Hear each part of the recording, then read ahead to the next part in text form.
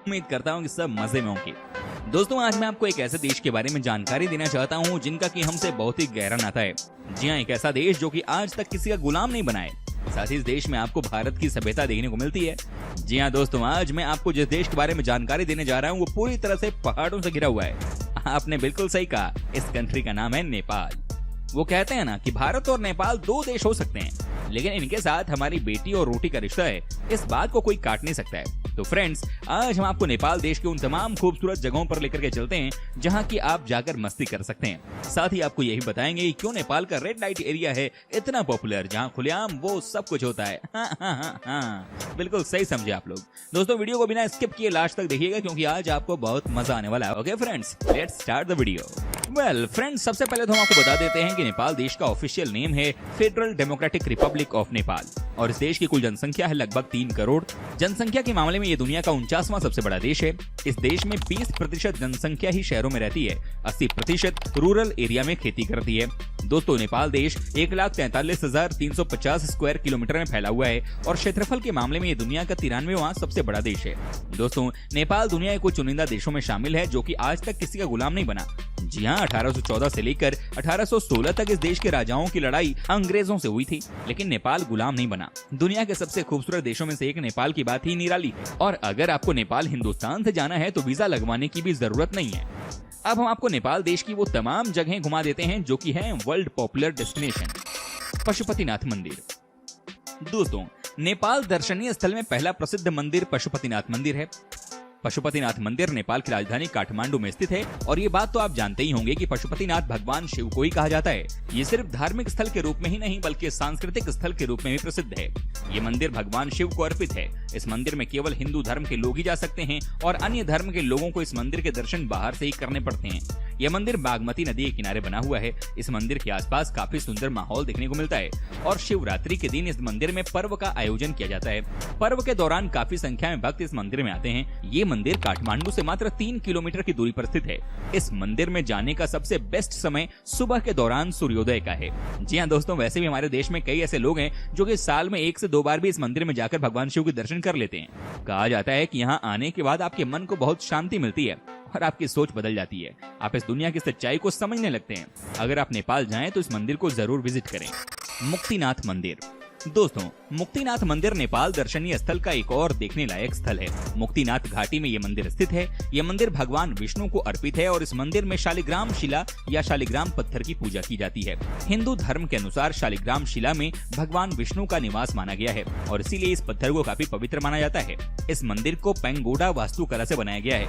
वहीं ये मंदिर हिमालय में 3700 मीटर से भी ज्यादा ऊंचाई पर मौजूद है, जिसकी वजह से इस मंदिर के आसपास काफी प्राकृतिक सुंदरता देखने को मिलती है। यहाँ की तीर्थ यात्रा करना थोड़ा मुश्किल है क्योंकि इस क्षेत्र की यात्रा में हिमालय क्षेत्र की बड़ी पर्वत श्रृंखलाओं को पार करना होता है। काठमांडू शहर। दोस्तों, काठमांडू शहर नेपाल दर्शनीय स्थल की शोभा बढ़ाता है। नेपाल की राजधानी काठमांडू में शाम के समय सैर करने का एक अलग ही आनंद आता है।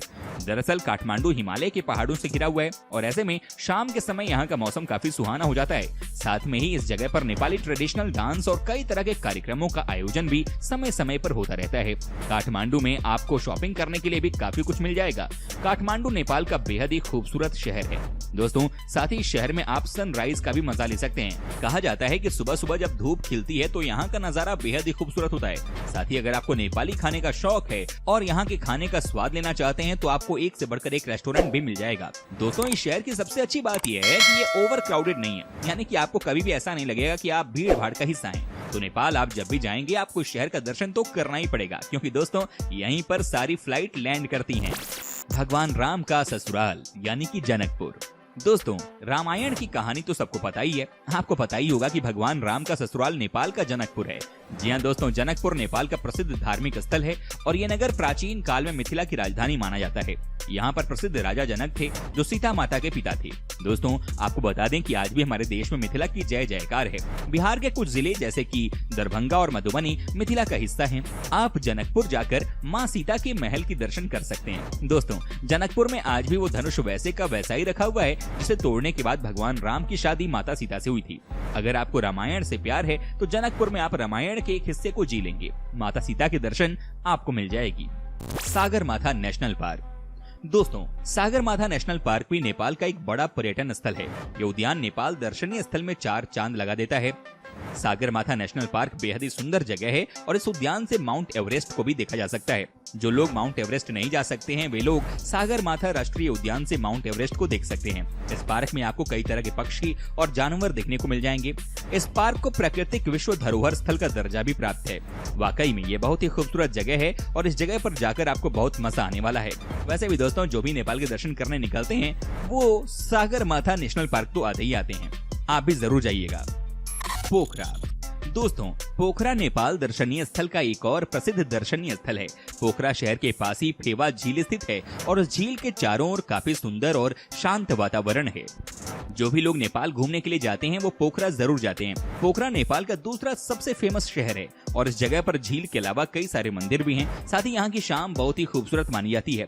तभी कहा जाता है कि अगर आप नेपाल गए हैं तो एक शाम आप पोखरा के लिए भी रख लीजिए। जी हाँ, यहाँ आपको नेपाल की ट्रेडिशनल लाइफस्टाइल देखने को मिल जाती है। यहाँ के होटल्स में रहने से लेकर यहाँ का खाना पीना सब नेपाली स्टाइल का है। यहाँ आप नेपाल को जी लेंगे। लुम्बिनी। दोस्तों, गौतम बुद्ध की जन्मस्थली लुम्बिनी दुनिया भर के बौद्ध अनुयायियों का तीर्थ स्थल है। ये स्थान भारत नेपाल सीमा से कुछ ही दूरी पर स्थित रुमिनोदेई गांव ही लुम्बिनी गांव है। सम्राट अशोक के स्मारक स्तंभ के लिए जाने जाना वाला यह स्थल यूनेस्को की विश्व विरासत सूची में भी शामिल है।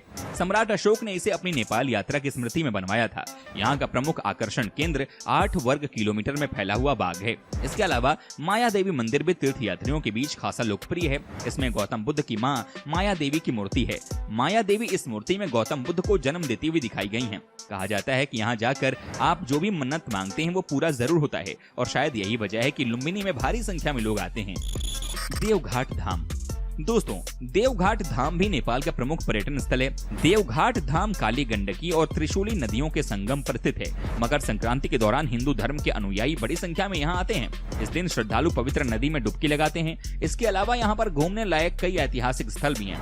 यहाँ पर त्रिवेणी मंदिर, वाल्मीकि आश्रम, सोमेश्वर कालिका मंदिर किला, पांडवनाथ, कपिलासपुर किला जैसे कई स्थान हैं जिन्हें पर्यटक खास तौर पर देखना पसंद करते हैं।